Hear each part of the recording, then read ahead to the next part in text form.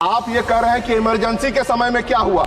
Emergency वाली स्थिति आप लोग अभी बना के रखे हुए हैं। सबसे ज्यादा झूठ बोलने वाले नेता भारत के देश में ही रहते हैं। झूठ बोलना इलेक्शन के समय में ये एजेंडा बन गया है और जहां इनकी सरकार नहीं रहे ईडी, इनकम टैक्स और सीबीआई को इस्तेमाल करना, ये सब कॉन्स्टिट्यूशन का दुरुपयोग लगातार हो रहा है और इससे कोई हमारा अच्छा चेहरा जो है पूरे विश्व में नहीं बन रहा है। हमारे यहाँ इलेक्शन के दौरान इन्होंने घोषणा की कि महिलाओं को गोगो दीदी योजना के माध्यम से 2100 रुपया देंगे और उसके लिए फॉर्म भी भरवाया। और मैं ये कहना चाहता हूं कि सिर्फ झारखंड की महिलाओं के लिए क्यों, पूरे देश के महिलाओं को आप दीजिए ना, पूरे देश के महिलाओं को आप दीजिए। मैं ये कहूंगा कि देश हमारा या हमारे जो नेता यहां कुछ बोलते हैं वो पूरे विश्व में उसका जो है चेहरा दिखता है। हमारे देश का एक चेहरा ये भी निखर करके आया है कि सबसे ज्यादा झूठ बोलने वाले नेता भारत के देश में ही रहते हैं। तुलना उस चीज में होनी चाहिए कि जहां पे हम और बेहतर हो सके। अगर हमारे यहां आज भी डिस्क्रिमिनेशन हो रहा है और उसे हम रोक नहीं पा रहे हैं तो इतने सालों के बाद अगर हम लोग अभी आज जिस परिस्थिति में है तो हम उसे अच्छा नहीं कहेंगे। और मैं ये कह सकता हूं कि जो संविधान की तरफ से हमें अधिकार मिली है उसके माध्यम से आज एसटी, एससी, ओबीसी को जो आरक्षण के ऊपर जो भी बात आई, आज जिस तरह से प्राइवेटाइजेशन हो रहा है और इन सभी का हक जो है लगातार समाप्त किया जा रहा है, ये सोच हमारी कॉन्स्टिट्यूशन की बिल्कुल नहीं है।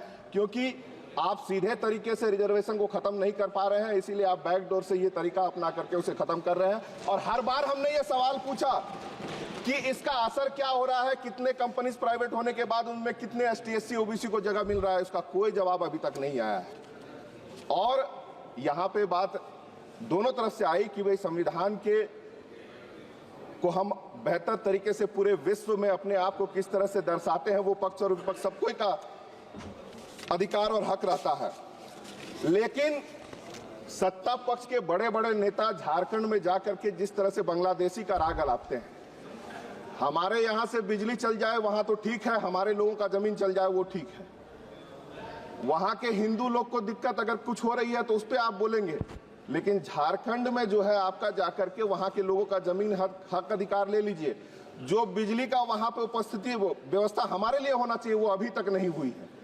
लेकिन उस जगह पे ये लोग कुछ नहीं बोलने जाएंगे। आज डाटा आपके पास है, चाहे कि भाई बाहर से कितने लोग आए, बॉर्डर का सुरक्षा किसका काम है कि बांग्लादेश से कोई बाहर आया, चाइना कितना भारत के अंदर घुस गया, इन सभी डाटा पे जो है आप हमेशा भेग रिपोर्ट देते हैं, कुछ नहीं हुआ वही बात करते हैं। लेकिन सदन में हमको लगता है जितने सदस्य बैठे हुए हैं सबके पास इसका रिपोर्ट कहीं ना कहीं से, और सिर्फ वहां पे जाके भ्रामक स्थिति पैदा करने के लिए जिस तरह से सदन के बड़े बड़े प्रधानमंत्री, रक्षा मंत्री और बाद बाकी जितने उस समय इलेक्शन के समय गए और इतने जोर जोर से बोले, लेकिन वहां का रिपोर्ट ये कहता है कि बाहर के लोग कोई है।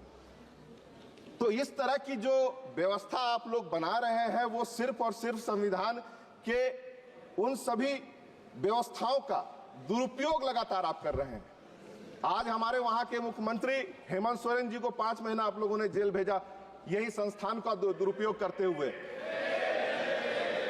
5 महीना उन्हें जेल के अंदर भेजा गया। आप ये कह रहे हैं कि इमरजेंसी के समय में क्या हुआ। इमरजेंसी वाली स्थिति आप लोग अभी बना के रखे हुए हैं।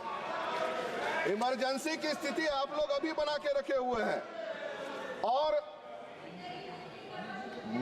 मैं ये कहूंगा कि देश हमारा या हमारे जो नेता यहां कुछ बोलते हैं वो पूरे विश्व में उसका जो है चेहरा दिखता है। हमारे देश का एक चेहरा ये भी निखर करके आया है कि सबसे ज्यादा झूठ बोलने वाले नेता भारत के देश में ही रहते हैं। हमारे यहाँ इलेक्शन के दौरान, हमारे यहाँ इलेक्शन, सर एक मिनट लूंगा सर। हमारे यहाँ इलेक्शन के दौरान इन्होंने घोषणा की कि महिलाओं को गोगो दीदी योजना के माध्यम से 2100 रुपया देंगे और उसके लिए फॉर्म भी भरवाया। और मैं ये कहना चाहता हूं कि सिर्फ झारखंड की महिलाओं के लिए क्यों, पूरे देश के महिलाओं को आप दीजिए ना, पूरे देश के महिलाओं को आप दीजिए। झूठ बोलना इलेक्शन के समय में ये एजेंडा बन गया है और जहां इनकी सरकार नहीं रहे ईडी, इनकम टैक्स और सीबीआई को इस्तेमाल करना, ये सब कॉन्स्टिट्यूशन का दुरुपयोग लगातार हो रहा है और इससे कोई हमारा अच्छा चेहरा जो है पूरे विश्व में नहीं बन रहा है। यही मैं कहना चाहता हूं कि ये काम दोनों को मिल करके अगर करना है तो दोनों तरफ से होना चाहिए। श्री राहुल गांधी